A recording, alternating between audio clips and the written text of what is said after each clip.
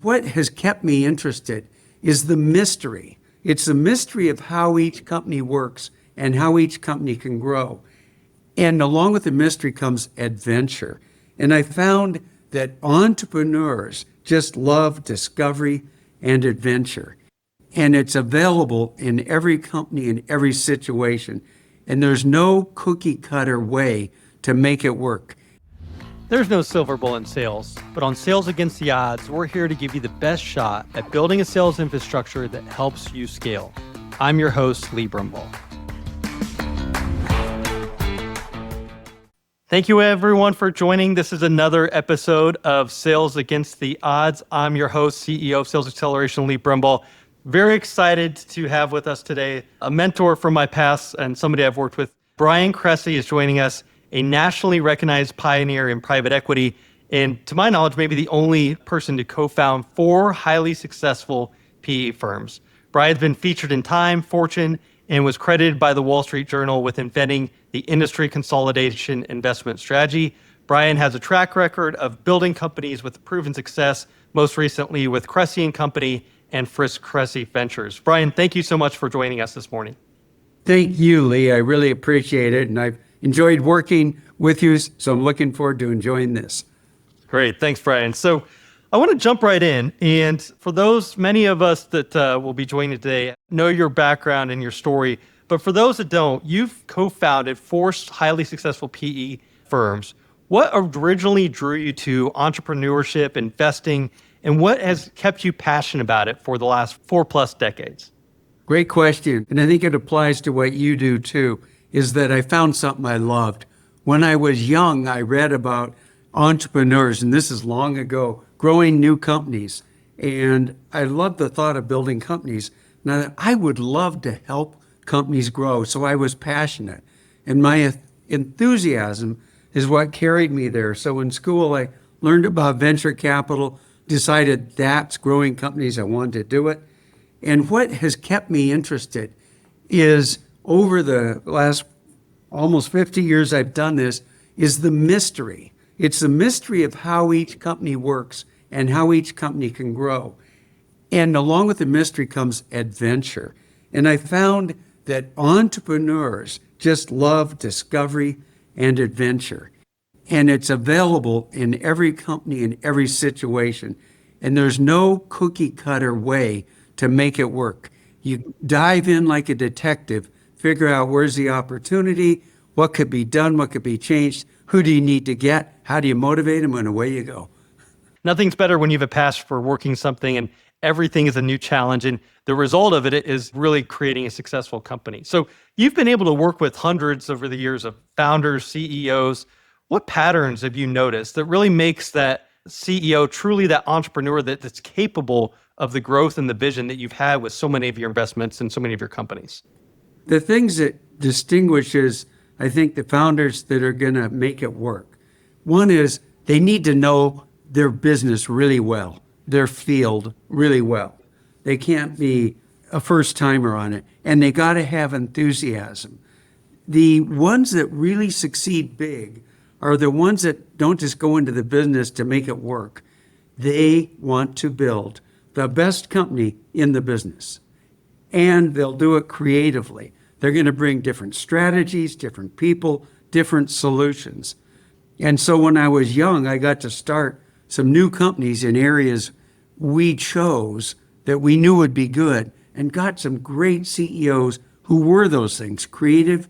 They wanted to build the best. And you know what? They did. Over 15 years, they built big, remarkable companies. That distinguishes them. You don't want someone who just wants to make it work. I love that creative strategy. I'm going to go on that vein a little bit. So when you're working, you've got this entrepreneur, you've got the CEO, you can tell they're creative. How does that creativity and that vision lead into kind of a sales direction and sales execution? How do you tie that creative passion into delivering a sales strategy that can really generate the returns that you're looking for? And that's where the CEO gets involved, the founder, because that creativity means they're going to do something different and better, and they can sell it to the customer. And so they go to the customers first and try it out and develop, whether it's a product, a service, whatever it is, sell it to a good, smart customer, And then they redefine it until it's really, really good.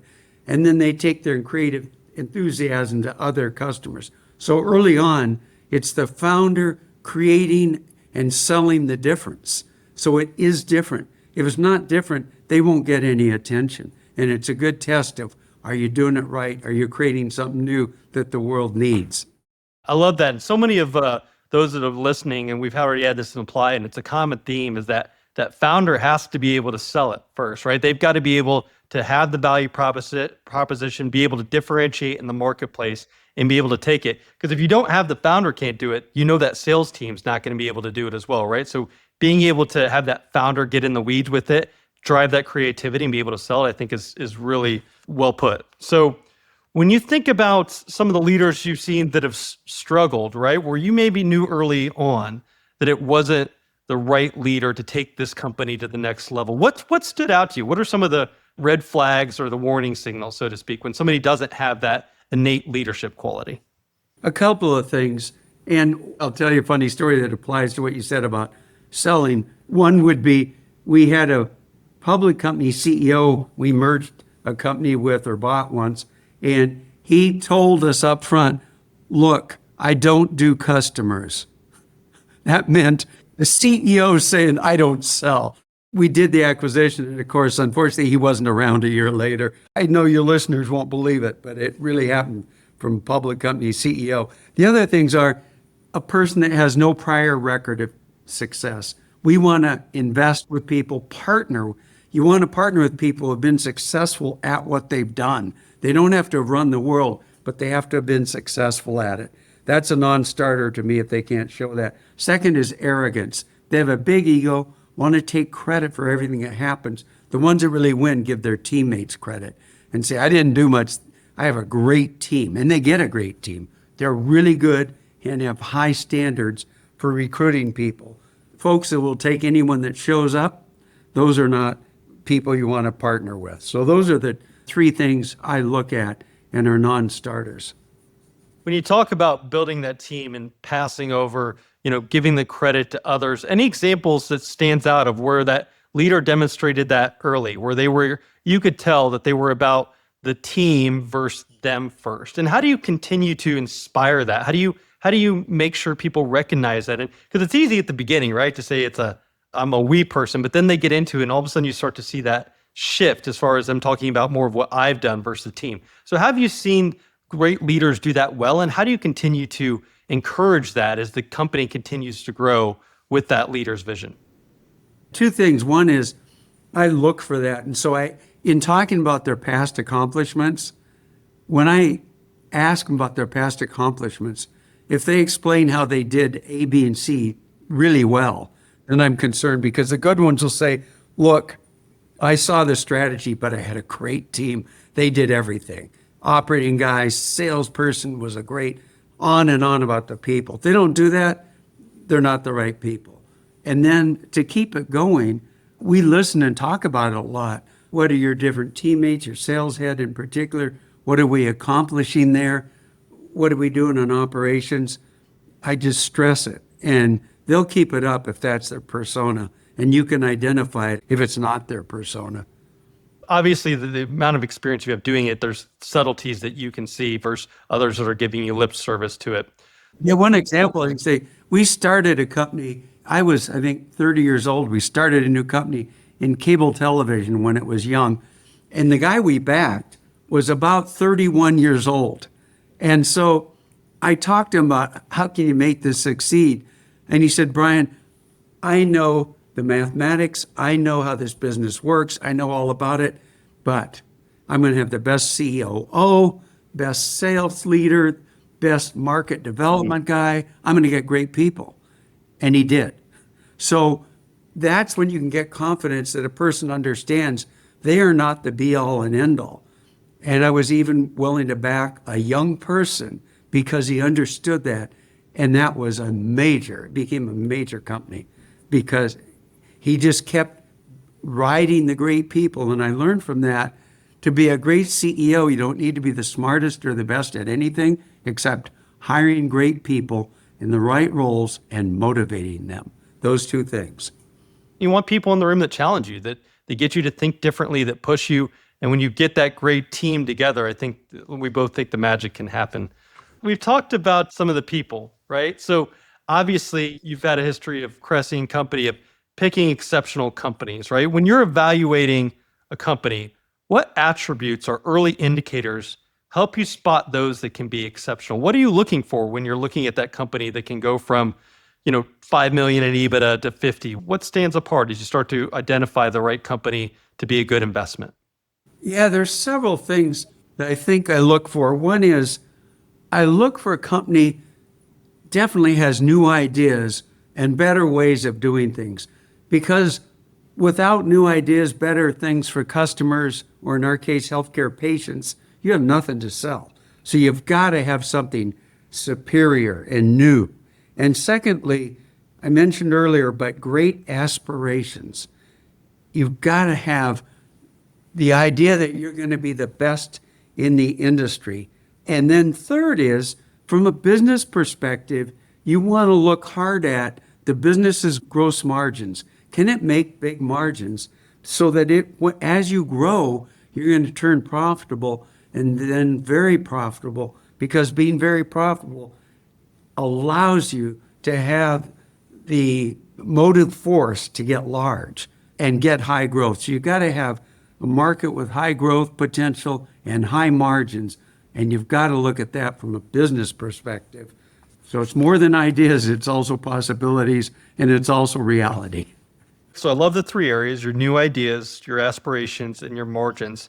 How do you continue to vet through as you go through looking at this company that may have that potential? How does Cressey and Company really continue to look at, is this new idea truly innovative for the marketplace? Is it a numbers perspective, if some of it just a history perspective, or are you talking with competitors in the marketplace?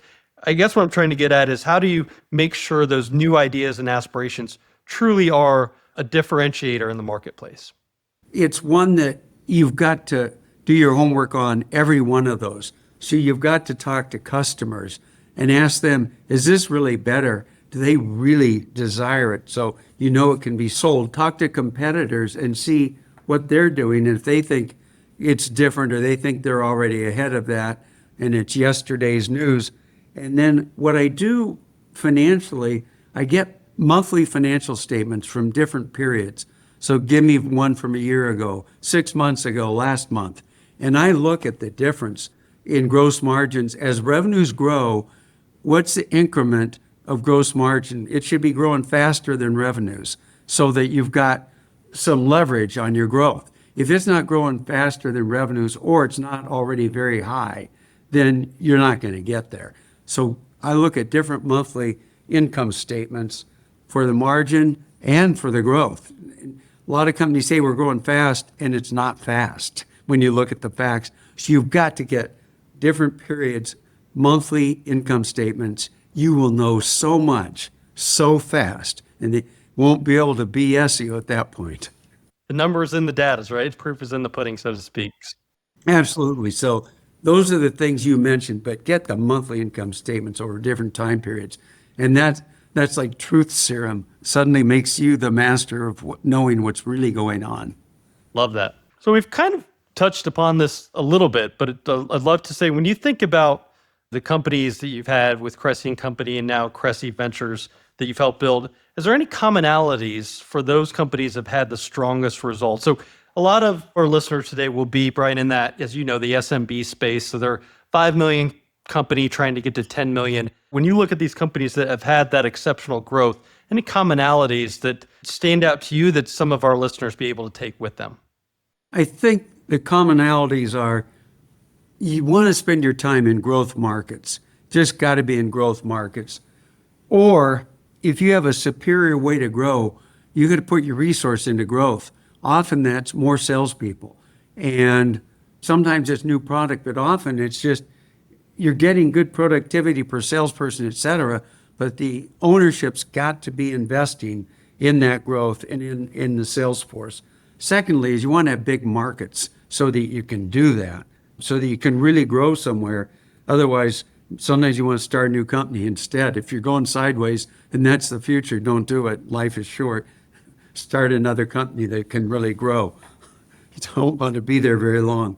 And then make sure your company is always formulating change, bringing change. And that's sometimes talking to customers a lot, say what would really make them happy, what would make their life easier.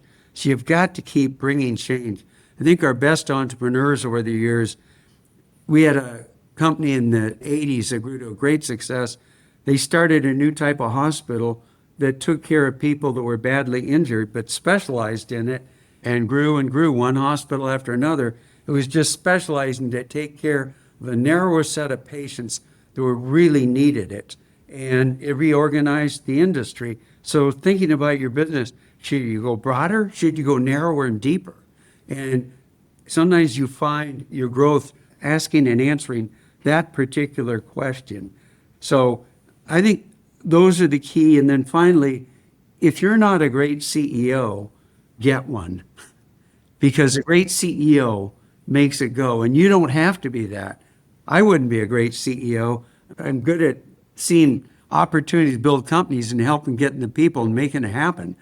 And at seeing the vision. There's a lot of things I'm not good at. That would be one of them. So I make sure I get great CEOs. You can too. There's no shame in not being the CEO. What you want to be is an owner, a partner, and happy. You want to have a big smile on your face. And sometimes you get a good CEO and you'll have a big smile on your face. Most companies don't have the bandwidth to build a high-functioning sales department to allow them to meet their revenue targets. With Sales Xceleration, they don't have to. Our experienced fractional sales leaders consult and implement your sales strategy, infrastructure, management, and team development. Discover how we deploy these proven sales solutions to address your sales challenges by going to our website and filling out the contact form. We'd love to hear from you. You know, we talk a lot about, people can be in that visionary seat and have the great ideas, but they may not necessarily be that integrator, the person that can bring together the team. Recognizing that and bringing somebody in that can help you for an SMB company, I think is critically important. I love how you've talked about so much today of interviewing customers. That's really not a common theme that we hear. So much of what you're saying to me today is you have great ideas, you have a great vision, but you need to make sure that it's represent the marketplace. So talking with your customers, learning for your customers. How do you encourage your companies to do that? Is that just a matter of telling them to pick up the phone and have a pulse at the leadership level of what's going on in the marketplace? Like, talk to me about that customer engagement, because that seems to be a common theme that you've alluded to today. The reason I allude to that is I've learned a lot by doing young venture companies and startups in the startups, you have to do that. You've got to talk to your customers and make sure they want you more than any other company to work with them. So getting it right for a young company is really important. What I try to do is say, okay, if learning what a new company would do to be the best really makes companies grow, why wouldn't you do that if you're a mid-stage company? Do the same thing. Talk to your customers, find out what's going to make you way better, and then do that. And so the way I accomplish that is I ask the CEOs, the head of sales, I ask them questions. So what are you learning? What do you think is going to be better than the competition? What are your customers saying to you about that? And they have to talk about discussions they've had with customers about that. So if you ask them about their conversation with customers about that, it won't be long until you start hearing back from them about their conversations with customers. As you mentioned, company continues to grow, but it's so much of what you're saying is they continue to keep a pulse on what is happening at the customer level. And again, it's very tempting to, as you get scale, right? Well, other people are doing it. And I think what you're saying is the leadership needs to continue to have that pulse. So I love how you ask the questions to draw that out. What trends in healthcare excite you today? Where are you seeing the marketplace move? Where's some of the innovation that's coming in healthcare right now that has Cressey and Company excited for the future? There's 2 or 3 big areas in healthcare that are now major opportunities. One is that it takes so long for someone who's ill frequently to get an appointment with a specialist, maybe 6 months. With virtual technology and virtual visits and computerized scheduling, we can move that up to 1 day instead of 6 months.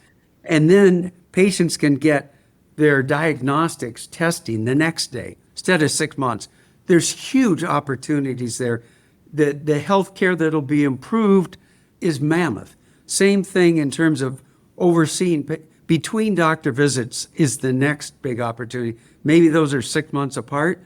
You can monitor and ask the patient. You can even do it with texts about different signals of how they're doing, and you can track it. And you can take care of them really well so they don't go to the ER, so they don't go to the hospital in between. There's a whole lot that can be done there today. So it's looking at what really will improve.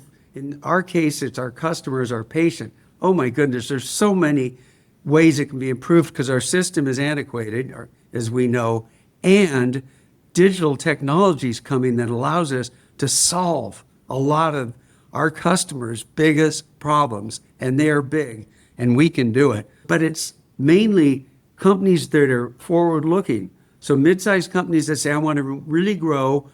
What are these big things, and how would I implement it?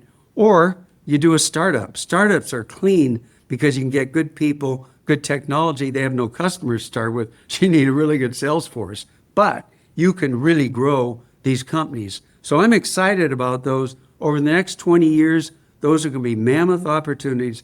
There'll be probably 500 great companies built out of that, what I just talked about right there.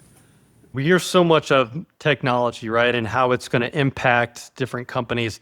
I love how you're saying, though, technology, it's still to the root issue of how does it make the patient's life better?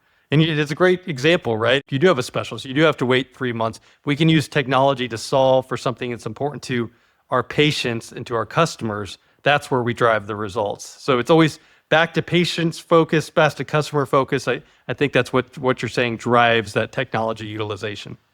An important point, Lee, that you made is that technology alone fails. It's happened that in healthcare, a lot of technology, brilliant companies have come in and said, we're going to fix healthcare.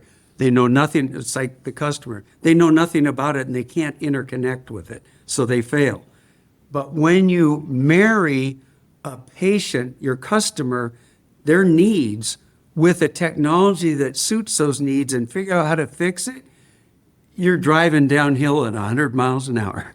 With that sensitivity on both sides, that's where you win. And most companies don't go there to that intersection that you just mentioned. It's critically important and creates the difference between success and failure.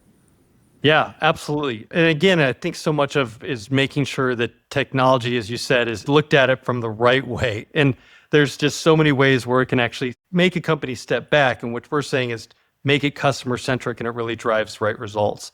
So when you think about leadership, and we've talked a lot about this today, the role of the CEO is evolving. What will the next generation of leadership need to master? So as you think about what a CEO had to be 20 years from now, what a CEO needs to be today, what you think a CEO will need to be 10 years from now, where do you think our leaders need to continue to evolve to and master from that perspective? I think that leaders today, tomorrow, need to become more sensitive to change because change is coming faster. There's opportunities to leverage that using technology correctly to solve the biggest problems or opportunities your customers see and feel. But the sensitivity to change means the CEO's got to show some vision. It's going to go here and here, and we are going to go there too, and here's how we're going to get there. But then you've got to have a CEO that deploys that with excitement. And the way you do that is you talk about the end state. 10, 20 years from now, we are going to look like this, do this for our customers. And the way you get excitement, you talk about how's a customer going to benefit? They are going to be so much healthier. They're going to live longer. They're going to be with their family longer. And everyone's excited by that. Same thing with other customers.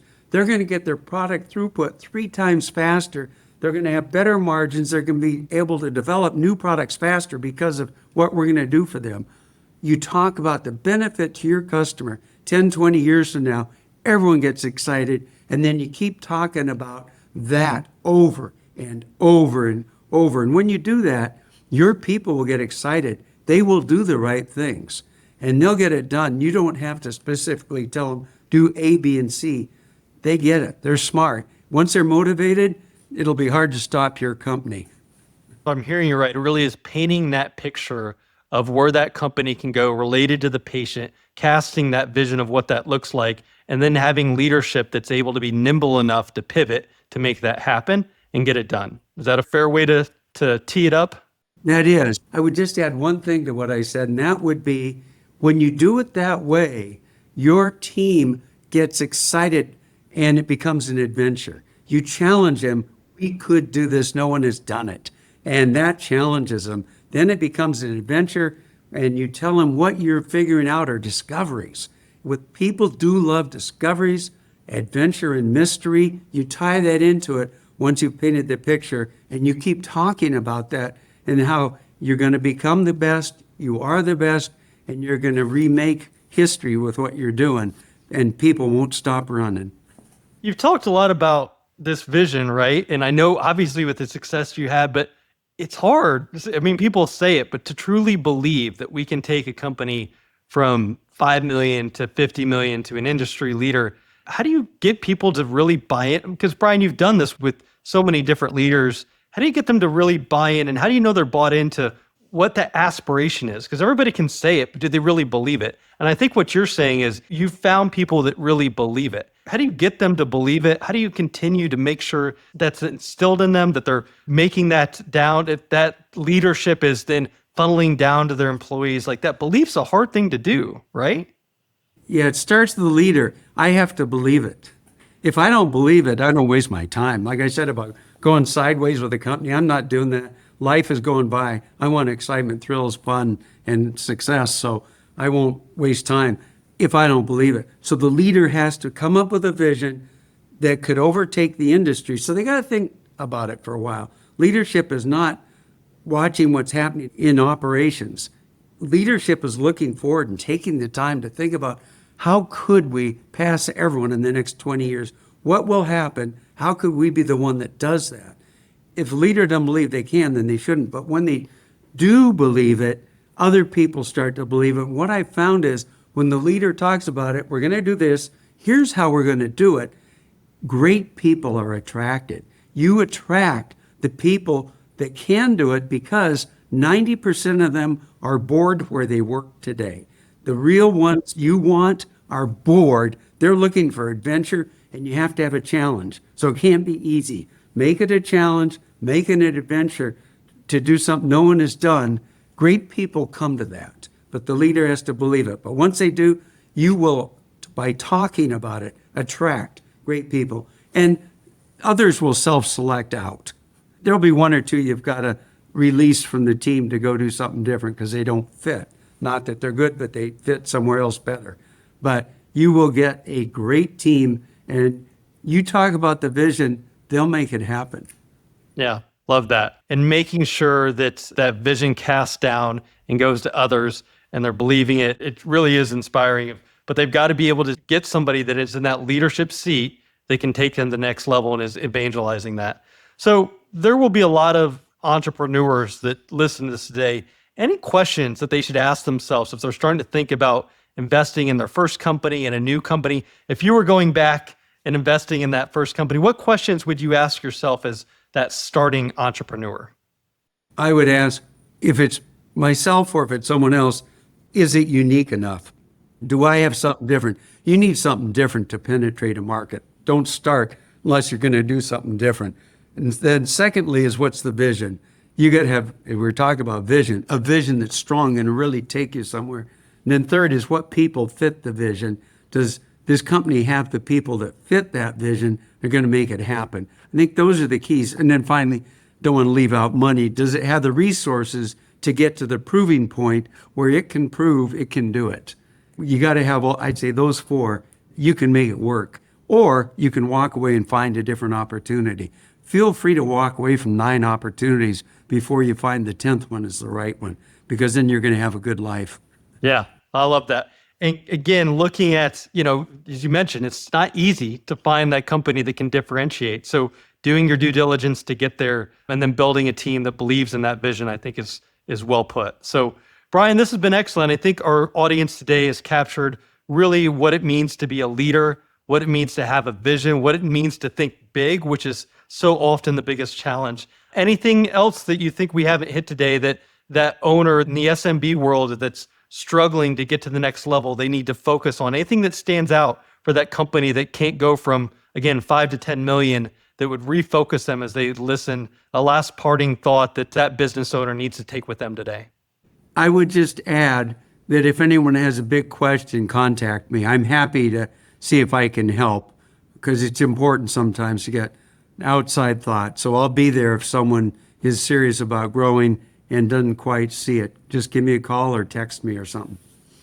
Well, Bryan, I've seen that firsthand. The way you've done in mentoring people throughout, I know in my career, but so many others. And I think that genuine, as you mentioned so much of that genuine willingness and want and desire to help people cast that vision, I think has served us so well. So thank you so much of not only helping me grow, but others, other companies, other leaders in 40 to 50 years of helping companies grow. Thank you so much for all you've done in that respect. And Lee, thank you for all the great things you're doing to spread the good word about growth and entrepreneuring and how selling helps customers and patients. Really appreciate what you're doing. Thank you. Well, this has been a great episode, again, for thinking about sales against the odds, thinking about leadership, casting your vision, engaging with your customers, having that idea, but making sure it really works with what your customers need and want. Thank you, Bryan, so much for joining. You've been listening to Sales Against the Odds. Be sure to hit that follow button so you never miss an episode. And if you want more resources on scaling sales, check out our website at salesxceleration.com.